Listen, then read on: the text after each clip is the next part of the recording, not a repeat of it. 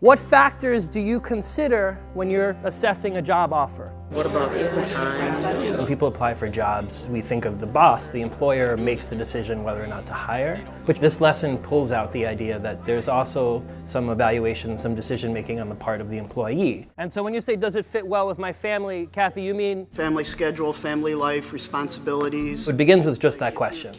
What are the factors that we look at? And then it moves into considering two different job offers. One of them is a sales representative at a Foot Locker, and another one is a receptionist at a tax preparer's office. What duties do you think would be required for each position? The first activity is just to come up with as many different job responsibilities for each of those two jobs. What do you do if a customer becomes confrontational? And the question that we talked about as a group, after we shared those, what are some personal characteristics of people who might be good, who might excel, who might be comfortable in both of those two jobs? Can we unpack office assistant people skills a little bit? Good communicator. The next step was give them some details of the job. So what's the pay, what's the vacation time, various factors, and have them do some calculations. 7.5 hours. Right, that's where the math comes into this activity. So that's 10. And so there's some processing. 84, 38.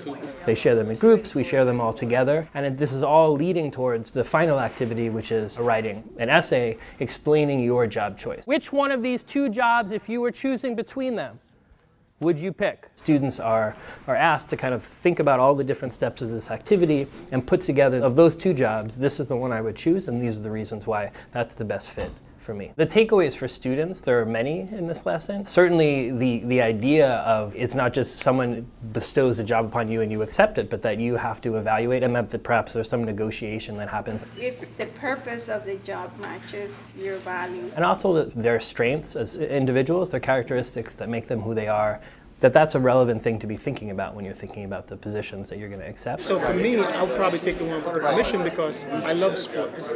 And I think I would be able to do very well. The other takeaway is there's actual mathematics. Students have to figure out number of hours and then total pay and think about percents, because the Foot Locker position is 10% commission. And it's $89 per sneakers. You're estimating, right? You're using that mathematical skill.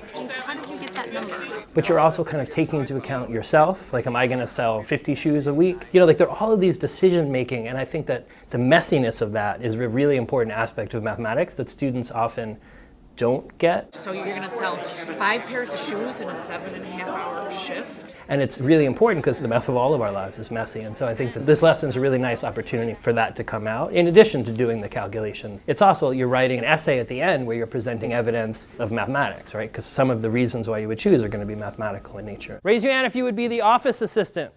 I think students can also see a connection between education and what they're doing, and see that math can help me in choosing a job. There's a lot of wisdom in this room, there's a lot of experience in this room, there's a lot of instincts, and we want to kind of tap into that. At the training, what we did was we asked teachers, after we did it, to pull back and think about how they would bring it to their students, how they might adapt it. I would get one F, realistic one F that they qualify for. That would get my students more invested. Right. These lessons are flexible and they'll fit in a lot of different places. I might start with talking about temperaments. What jobs fit my temperament? These questions are out there and students have them, and so I think it's part of the impact we can have on their lives. Making those connections between education and what they're doing, and see that math can help me in choosing a job.